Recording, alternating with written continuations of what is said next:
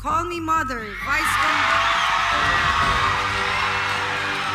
To present the trophy is MMFF Executive Director, Attorney Rochelle Macapili Ona.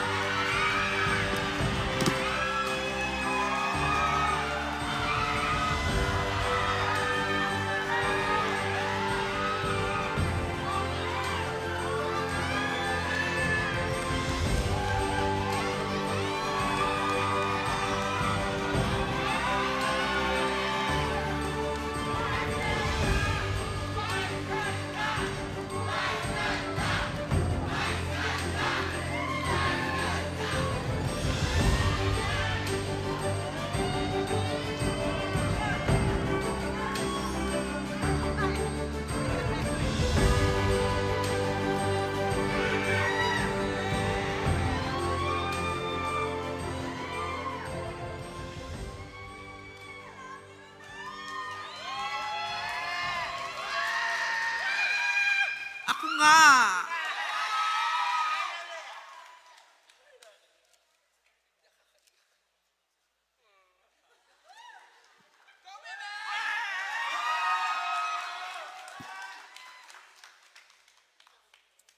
Maraming salamat po. Maraming salamat.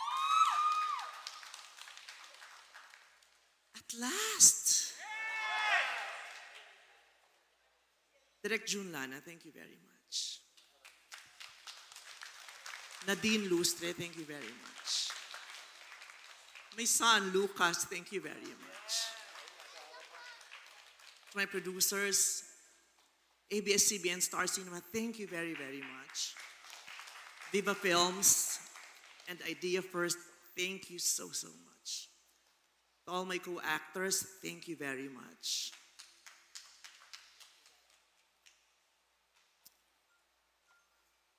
Hindi ko alam, bago ho sa akin itong pakiramdam na ito, itong karanasan na ito. Hindi ko alam. Usually alam ko magaling ako magsalita eh. Hindi ko alam ang sasabihin ko kasi I don't usually prepare my speeches. Especially ngayon at sa film festival, pag nominate ako ng ganitong award, hindi ako talaga nagpe-prepare kasi hindi naman ako nag-expect. Mas ina-expect kong hindi na nanalo. Mas ina-expect kong hindi nakikita. Mas ina-expect ko yung nagugustuhan pero hindi pinipili. O mas nasasanay ako dun sa napipili pero hindi maaari. But tonight, maaari na.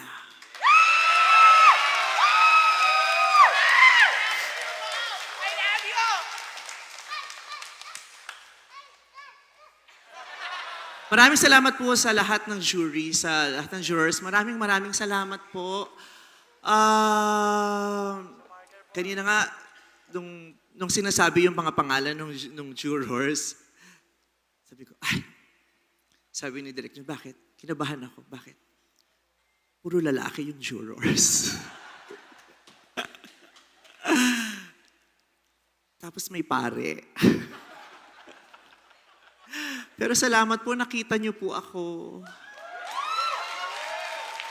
Salamat po, kinilala niyo po ako. Maraming salamat po.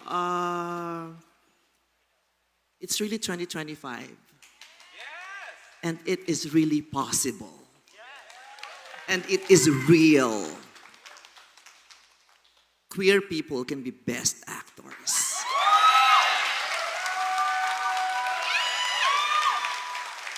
A queer person in gown can be a best actor.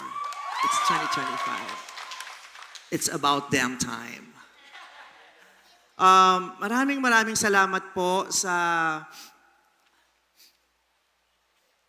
Sinisipon ako. Maraming salamat sa mga producers ko at sa writers ko at sa Metro Manila Film Festival for allowing us to tell a wonderful story. Maraming salamat sa aking direktor na hinayaan mo akong isabuhay ang isang karakter isang karakter na realidad ng napakaraming individual, lalong-lalo na bahagi ng LGBTQIA+ community. Binigyan niyo po ako ng pagkakataon sa pelikulang ito na ikwento at isiwalat ang isa sa pinakamabibigat naming takot. Hindi yung takot na maaaring wala kaming kakayahan, kundi yung takot namin na baka hindi kami payagan. Sa istoryang ito na ginampanan ko sa Call Me Mother, ginampanan ko po yung isang tao na may sapat na kakayahan, may sapat na laki ng puso at kalusugan para magmahal, pero takot na takot dahil baka hindi payagan.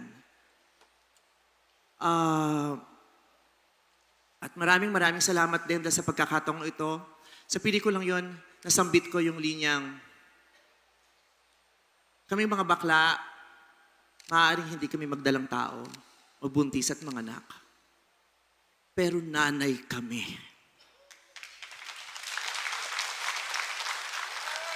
Nanay kami ng mga sarili at mga pinipili naming pamilya. Nanay kami, magulang kami, at tahanan kami. Salamat po talaga dito. I also want to share this award sa lahat ng mga magulang, sa lahat ng mga piniling maging magulang. Sa nanay ko, maraming salamat sa nanay ko na minsang lumisan para panindigan ang pangako niya na bubuhayin kaming mga anak niya. Sa nanay kong umalis para magsakripisyo, para malungkot, para mag-isa, para may kainin kami at huminga. Sa kapatid ko kay Tabug na araw-araw pinipilit ng subukang magpakaina. At sa isa ko pang kapatid, ang ate Tina ko na naging nanay ko nung umalis ang nanay ko. Sa kapatid kong si Babot na naging nanay ko rin at pinalaki ako sa takot sa pamamagitan ng tingin niya. Kaya pinipilit kong magaling para hindi ako mapagalitan niya. Sa mga nanay ko sa industriya, kay Tita Cory, kay Wende Ramas na nanay ko. Maraming salamat. Inaalay ko nitong award na to kay Ryan Bang, na kauna-unahan kong anak. At lalo't higit, pinasasalamatan ko at inaalay ko itong parangal na to to my baby, to my partner, my husband, my soulmate, my best friend.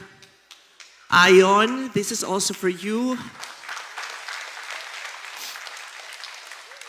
Sabi nila, bakit daw damang-damo ko? Sabi ni Sir Carlo sa akin, bakit hugot na hugot ka dun sa pelikula sa Call Me Mother? Parang nanay na nanay ka talaga. Kasi dabang-dama ko talaga. Kaya gusto kong mag-sorry kay Ayon dahil taon-taon, pinaplano naming magkaanak. Pero dahil sa dami ng iniisip ko at obligasyon ko at trabaho ko at napakaraming gusto ko pang gawin, taon-taon, hindi rin namin itutuloy yung plano namin. Kaya parang taong-taon, namamatayan din kami ng anak. Kaya sana magkaroon pa ako ng mahaba pang buhay at sana makapag-desisyon na talaga ako para maibigay ko na yun sa pamilya namin. Kasi gusto ko na talagang maging nanay. Kasi gusto ko nang magmahal ng bata na sarili ko, na akin, na pwedeng-pwede. Dahil nanay talaga ako. Maraming salamat po. Salamat.